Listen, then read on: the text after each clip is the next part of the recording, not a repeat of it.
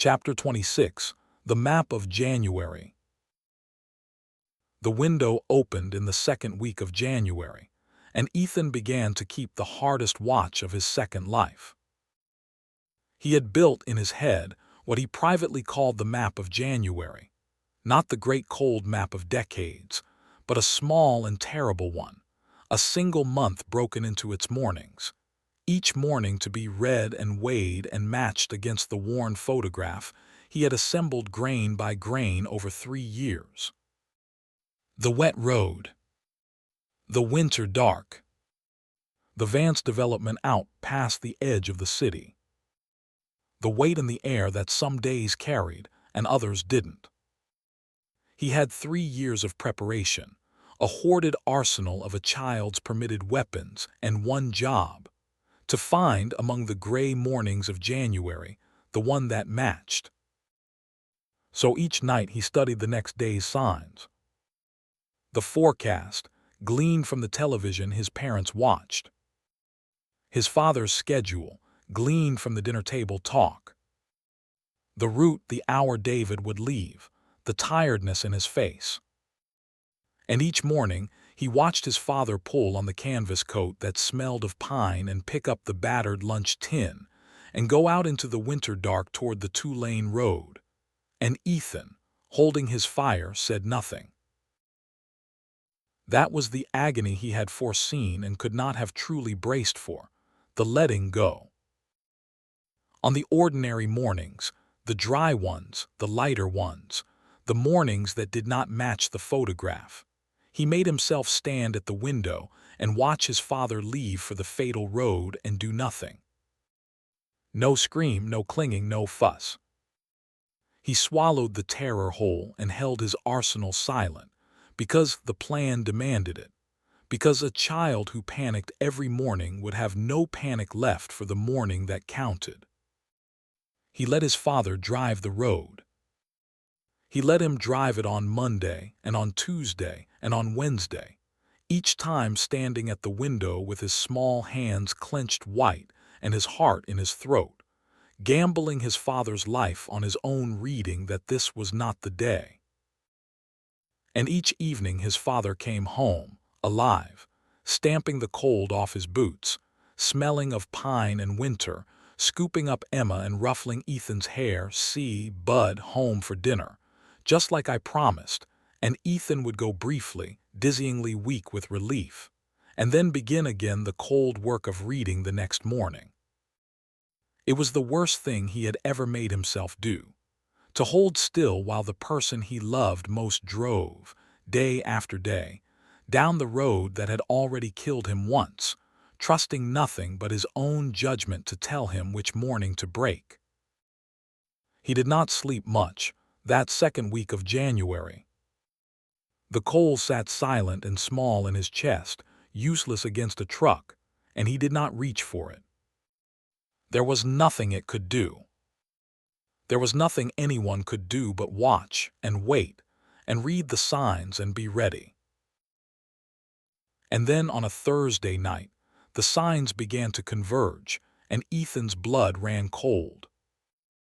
It started with the forecast. A storm coming up off the Pacific, rain through the night and into the morning, the first real wet of the deep winter, the kind of rain that slicked a 2-lane road with no shoulder and turned 4 ordinary seconds into something else. Then the schedule, David mentioning over dinner that the Vance job was at its hardest stretch, that he'd be leaving earlier than usual to beat the others to the site before light, in the dark and the coming rain. Then his father's face, worn this past week, in exactly the way Ethan's worn photograph remembered it worn, tired from the long winter, the early starts, the bad road driven too many mornings running. Wet road.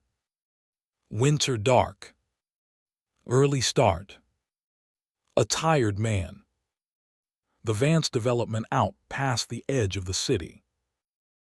Piece by piece, across one Thursday dinner, The morning that had been a blur in his memory for 37 years assembled itself in front of him into something sharp and specific and near. Every sign aligned. Every detail of the worn photograph found its match in the shape of the coming days.